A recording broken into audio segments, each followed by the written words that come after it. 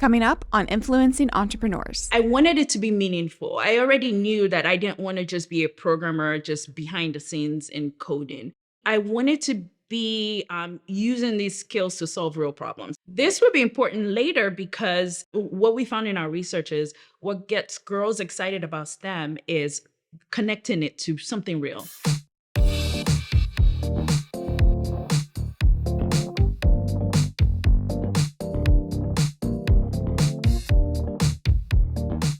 After years of teaching entrepreneurship and consulting business owners, I realized that true knowledge comes from the wins and losses of those entrepreneurs. These are the stories of those business leaders. I'm Cassmer Ward, and this is Influencing Entrepreneurs. So we were talking about Smart Girls HQ, and they're making sure that we keep young women, young girls interested in STEM. So first off, just kind of reiterating, STEM is a word or an acronym that's thrown around a lot. Yes. Science, technology, engineering, and math. And math, correct. Yes. So where did your passion come in to make sure that this is where you wanted to have your impact? Yeah. So I personally grew up in a place where STEM was very encouraged, but it wasn't encouraged necessarily for the sake of it. It was encouraged because it was viewed as the career paths that were upwardly mobile. So I grew up in Lagos, Nigeria, it's a country in West Africa.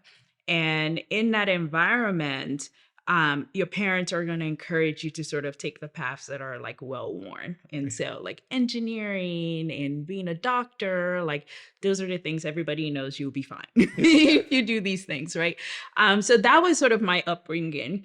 And when I moved here to the States at high school, so I was about ninth grade was when I moved here, I was in this gifted program that allowed me to do some interesting things outside of school. And I remember like telling my guidance counselor that I was really interested in computer science because it was really the only thing that was new to me. So back home in Nigeria, when I was studying there, I had a computer class once a week. And so we would go to a lab and we would do things on the computer, but I didn't have a personal computer at home. So at that time, there were not a lot of personal computers in homes, in Nigerian homes. And so when I moved here, my dad was transitioning from a banking career to a computing career because that, technology was sort of, blowing up over here. And so we had computers everywhere. And I'm coming back from school and learning about Microsoft Word and Excel.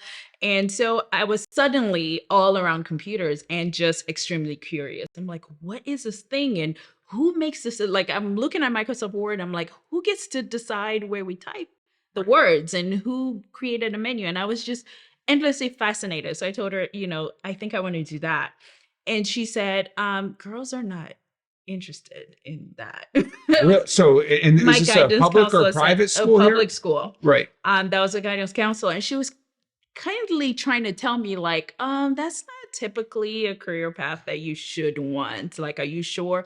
And so she actually got me a research paper to read about this. Like, go read this and understand what you're getting into.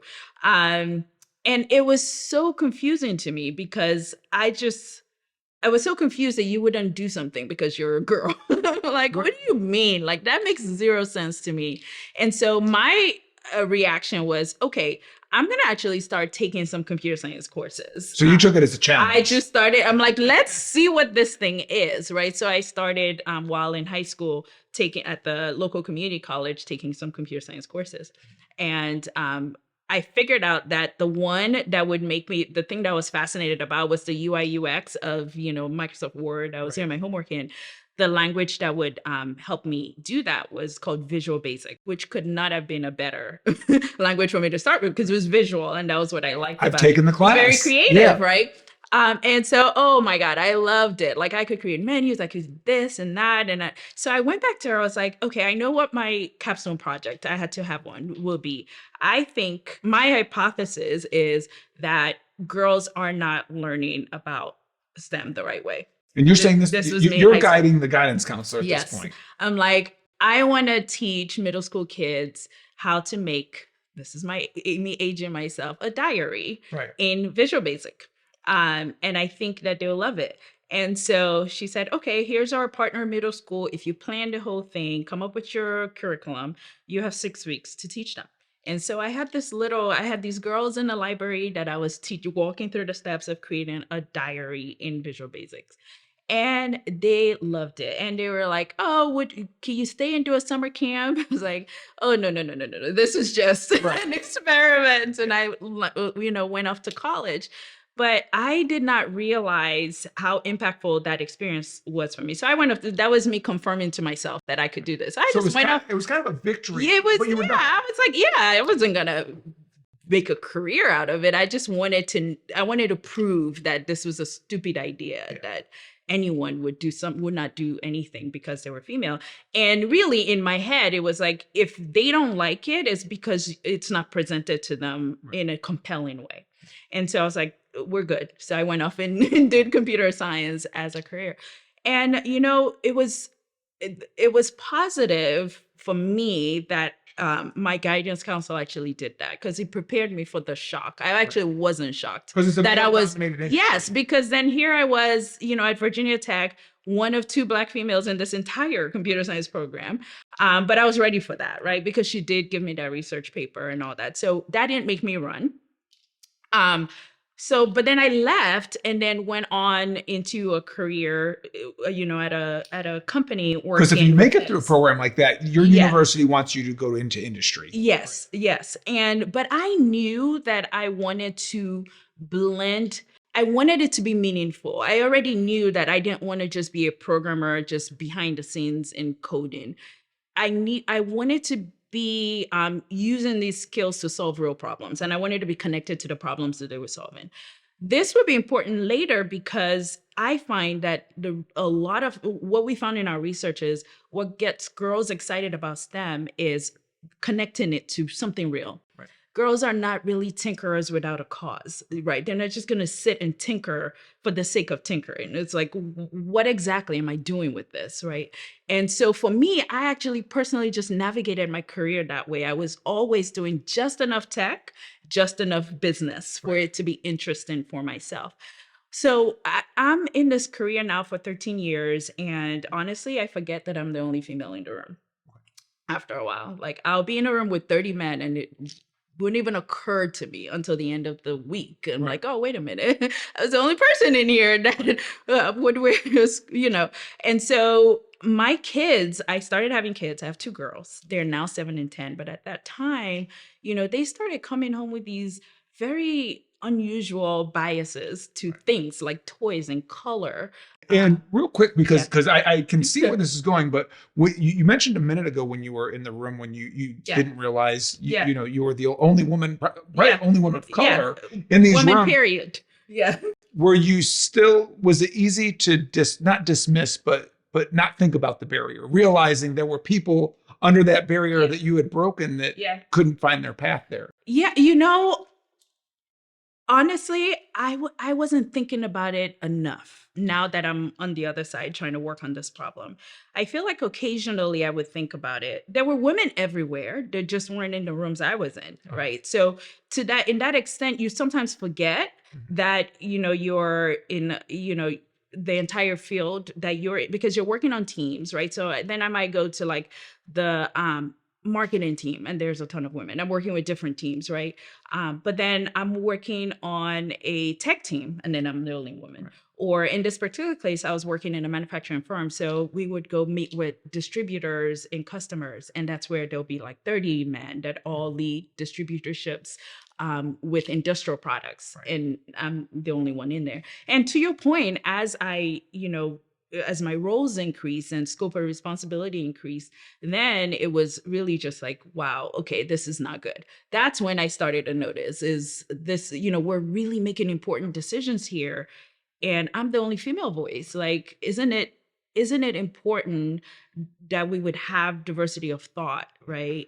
And ideas and, and I could see what I could bring to the table because I would see things differently and I have different experiences than my peers and colleagues had at that time. And I'm sure it was magnified. Now you're seeing the barriers your children are going to have, your daughters are going to have. So really, my kids jolted me into, how is this possible that one, we can't figure this out. Like, to me, so when they would come home and say these things, we don't talk like that in my home. So I'm like, wow. So even if we don't talk like that, there's so many headwinds out there. Like, they're going out in the world and they're going to pick this up unconsciously. So my immediate response was, well, okay, let's, get them exposed to a wide variety of things. So I jumped on my computer, Google, let's find stuff for them. Right. And it wasn't supposed to be a business. I was supposed to find stuff for them. And what I found was that they were right. There were so many boy things. And these, like, literally, that was their word. It was like, this is a boy thing and this is a boy thing. And I was like, oh my gosh, these are boy things, in the sense that I know what would be aesthetically pleasing to them. Right off the bat, they would not want this, right? If I bought this and brought it home, they would look at me like, you've lost them already. And so, that got me started thinking, what are we doing wrong, right? At that point, I was already in the product development time in my career. And so my product development brain was going, well, why can't we figure this out? And we're doing such amazing things commercially in terms of the kinds of problems we're able to solve as a collective humanity, that the problem of not having parity of leaders and women solving interesting problems with innovation, to me, just seemed like we're not trying. And so I wanted to take those skills and figure out, how do we do this? All of that leads into you starting up Smart Girl HQ. We covered earlier the difference of a nonprofit, a social enterprise.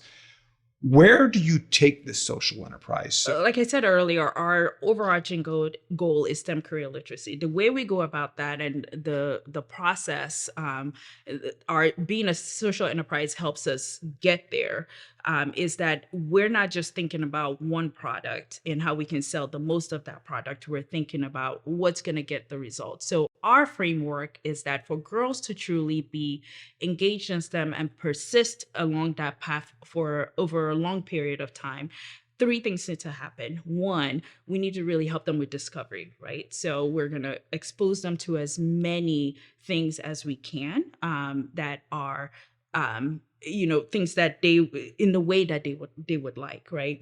And then we want them to get to a point where they have some self-efficacy around what they discover. We want them to feel like, hey, if I understand what engineering is, I want to feel like I can do it. So an example, our activity kits, they're called Dear Smart Girl kits, specifically called that because it's really like an invitation for the girl. Like, this is for you, right? We've designed this for you. Their engineering activity for the electrical engineering kit is they're learning to build a parallel circuit that lights up a headband. So for them, the parallel circuit is pretty technical. It requires them to learn certain things about how electricity works, but they're also really excited about what a light up headband looks like in the end. But when they're done with that, they get this self-efficacy of, I did that. Like, oh, I can do engineering. Is that what it is?